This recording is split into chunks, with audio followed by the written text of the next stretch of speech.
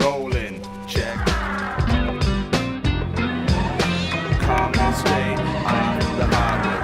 Pump faking, lip shaking, Chillin' with. I be rolling out, rolling off out. the hardwood. Off the hardwood, straight. Today on Off the Hardwood, from an eager kid in elementary school to a music-playing jock in high school, from a Tar Heel in North Carolina to a Raptor in TO, Vince Carter joins Paul Jones to share his basketball journey.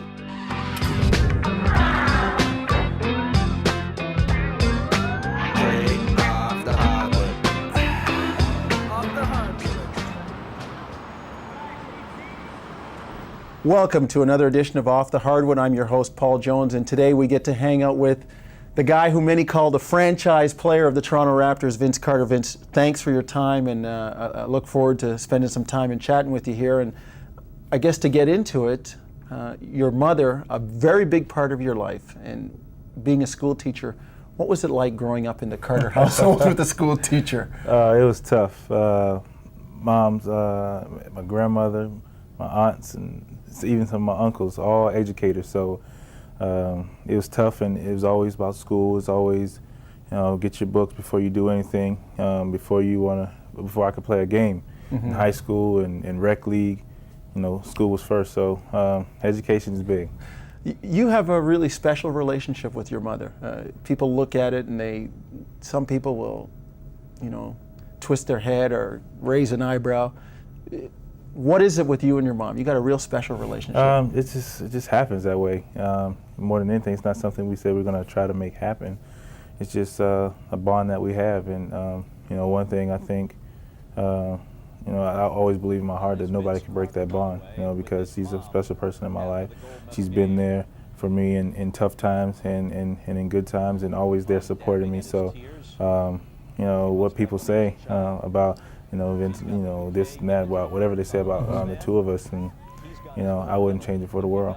Now, the whole school experience was different from you. It wasn't just athletics. I know that Vince was in the band.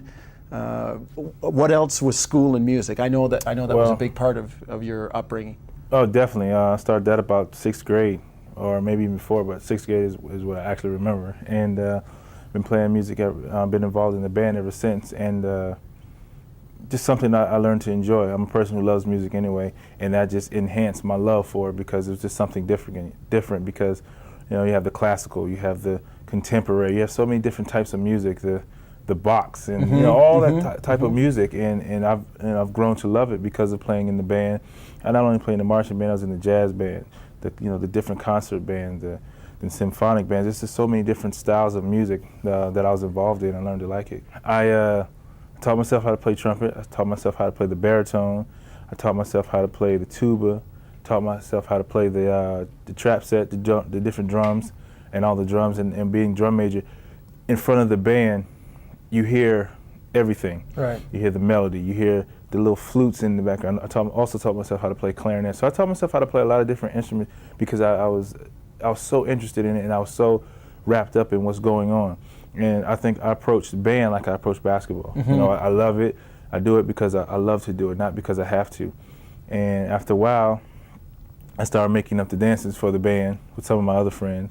And then after that, I started writing music for the band to play in the stand music. So it was interesting. You were, I believe, the only grade 7 student to play on the varsity team. So does that say something about how quickly you came along athletically? Well, yeah, because I learned, and one thing I always stress to kids when they play basketball, I go watch the older guys play, but do you learn, or do you just watch to watch? Or I watch to learn.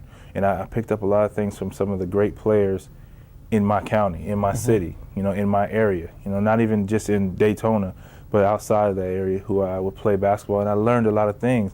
And I think that's what helped me develop faster because I started playing with the guys in the yard, just practicing on different things. And I tried out for the varsity, the varsity team, 7th grade. And I was the only 7th grader with a team full of 9th graders. An accomplishment. And I started, so I felt good. That's an accomplishment. Now, definitely. number of other Vince Carter accomplishments, and I know that you and your mom talked a lot about your decision of where to attend school, and a little controversy, so we'll get into that when we come back. Stay with us. We'll be back with Vince Carter.